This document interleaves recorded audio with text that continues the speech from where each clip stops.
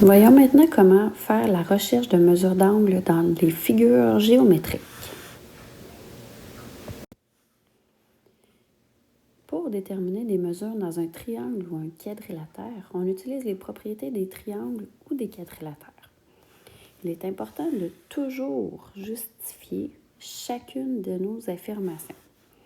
On peut également justifier une affirmation en utilisant les relations entre les droites et les angles.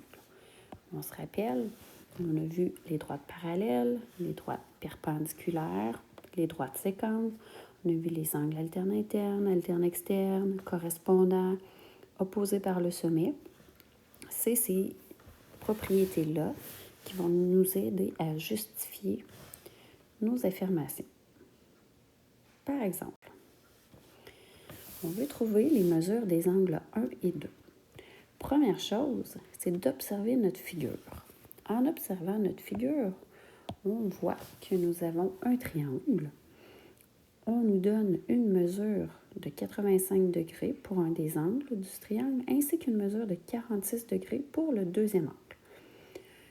Nécessairement, nous savons que la mesure de l'angle 1 plus le 85 degrés ainsi que le 46 degrés, ça nous donne 180 degrés.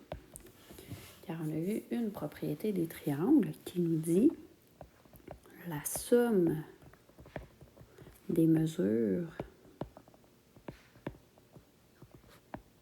des angles intérieurs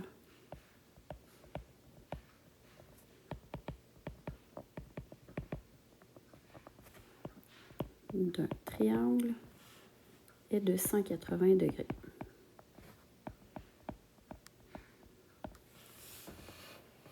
On sait que si on additionne nos trois angles ensemble, on doit obtenir un total de 180 degrés.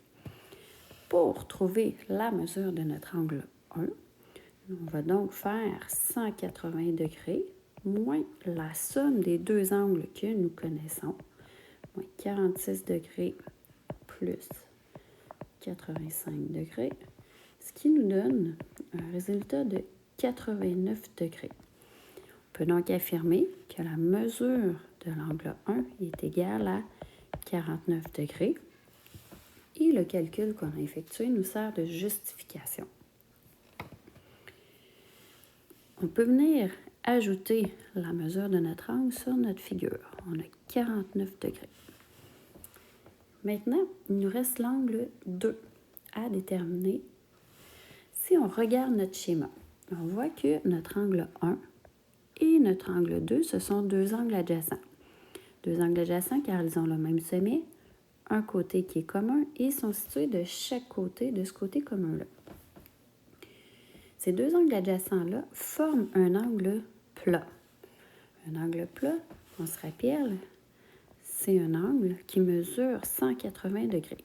On peut donc affirmer que la mesure de l'angle 1 plus la mesure de l'angle 2 est égale à 180 degrés.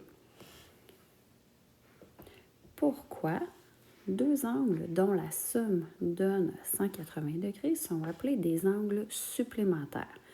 Donc, justifié avec l'angle 1 et l'angle 2 sont supplémentaires.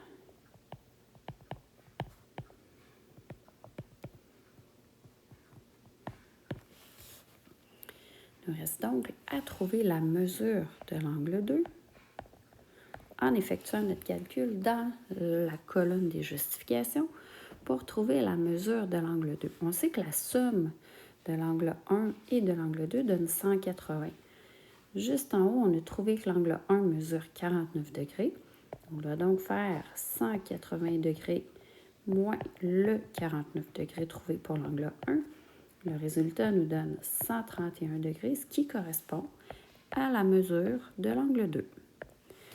Et voilà, on a rempli notre tableau affirmation-justification qui nous permet de déterminer la mesure de l'angle 1 et de l'angle 2.